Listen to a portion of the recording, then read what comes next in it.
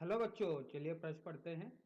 3 kilogram द्रव्यमान की एक गेंद 10 मीटर प्रति सेकंड के वेग से दीवार पर 30 डिग्री के कोण से टकराती है।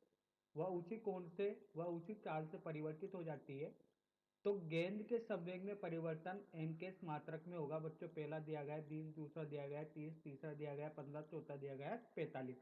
तो आइए बच्चों, प्रश्न के लिए मुख्य उदाहरण की चर्चा करते हैं। बच्चों, मुख्य उदाहरण तो देखिए बच्चों, संवेग पर आधारित प्रश्न जिसमें देखा जाएगा बच्चों संवेग। तो देखिए बच्चों, संवेग होता है P बराबर द्रव्यमान गुणा वेग।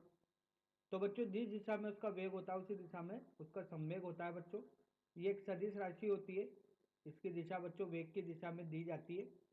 और बच्चों, इसका जो मात्रक होता है, ये मात्रक होता है बच्चों, देखिए मात्रक होगा बच्चों किलोग्राम मीटर प्रति सेकंड।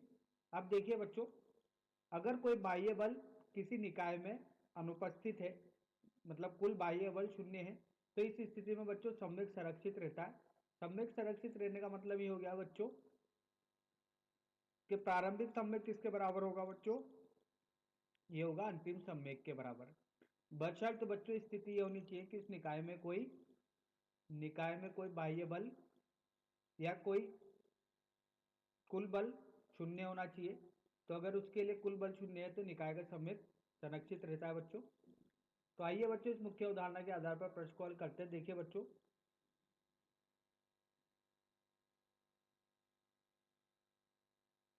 बच्चों, जहां पर एक गेंद टकरा रही है, एक गेंद आ रही है बच्चों विवेक से और एक गेंद टकरा रही है।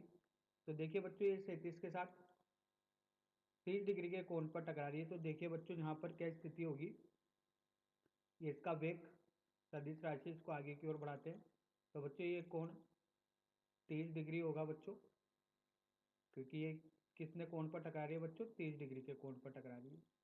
तो देखिए, जब ये 30 डिग्री के कोण पर टकराएगी बच्चों, तो यहाँ पर बच्चों ये 30 डिग्री, ये वाला कोण क्या है, 30 डिग्री है। ठीक है, तो 30 डिग्री के कोण पर टकरा रही है बच्चों। तो ये जब टकराएगी तो देखिए यहाँ पर प्रारंभ में इसका जो वेग होगा ये होगा बच्चों v साइन 30 डिग्री।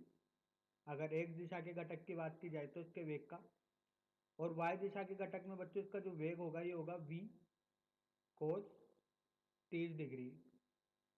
तो देखिए बच्चों, जैसे ये टकराएगी तो वापस बोला गया है कि वापस ये उसी कोण से चली जाती है। तो ये उसी कोण से चली जाएगी, तो ये कोण अब कितना होगा बच्चों, ये भी कितना होगा, 30 डिग्री होगा। ठीक है, तो ये वापस परिवर्तित हो जाती है उसी कोण से। तो देखिए यहाँ पर इसके घटक करने पर देखिए क्या मिलता है, इधर की दिशा में मिलेगा बच्चों v कोस 30 डिग्री, और ऋणात्मक में मिलेगा बच्चों, ये ऋणात्मक एक दिशा है, इधर मिलेगा बच्चों v साइन 30 डिग्री। तो बच्चों, दीवार से टकराने की पहले ही स्थिति में यहाँ पर प्रारंभिक संवेग होगा बच्चों इसका द्रव्यमान गुणा वेग। तो द्रव्यमान कितना है बच्चों, 3। अब देखिए बच्चों, इसका जो वेग है इसके घटक किए गए हैं। तो देखिए बच्चों, इसको लिखते हैं अपन प्रारंभिक संवेग के लिए v sine 30 degree i cap धन v cos 30 degree j cap. और बच्चों, टकराने के बाद इसका संवेग होगा बच्चों 3 ऋणात्मक v sine 30 degree i cap धन v cos 30 degree j cap. तो बच्चों, टकराने के पहले की स्थिति और टकराने के बाद की स्थिति में यहाँ पर वेग के घटक कर लिए हैं और इनका संवेग लिख लिया है। अब देखिए बच्चों, संवेग में परिवर्तन होगा डेल्टा पी बराबर पी अंतिम ऋण पी प्रारंभिक।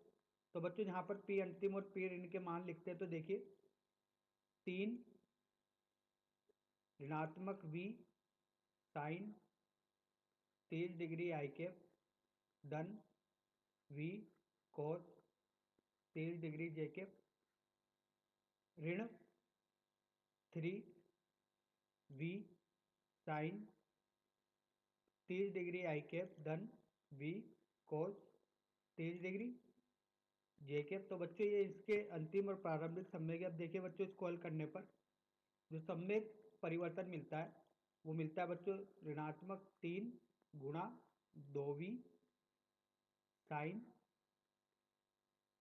30 डिग्री। तो बच्चों यहाँ पर कोस के घटक कट जाएंगे और बचेंगे किसके बच्चों, साइन के घटक बचेंगे। तो साइन के घटक बचेंगे तो बच्चों कुल ऋणात्मक ऋणात्मक कितने हो जाएंगे, ऋणात्मक 2v साइन 30 डिग्री। ठीक है, तो यहाँ पर परिमाण की बात की गई है तो इसलिए यहाँ पर आपने अब आई जे कैप को प्रयोग नहीं किया है और इस धनात्मक किसके बराबर हो जाएगा, शून्य के बराबर हो जाएगा।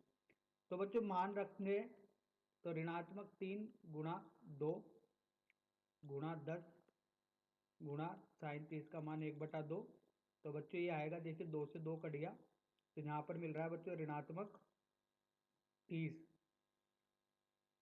तो बच्चों अगर इसके परिमाण की बात की जाए तो उसका जो परिमाण होगा ये होगा 30 किलोग्राम मीटर प्रति सेकंड, एमकेएस में पूछा गया था तो यहाँ पर किलोग्राम मीटर प्रति सेकंड लिखते हैं।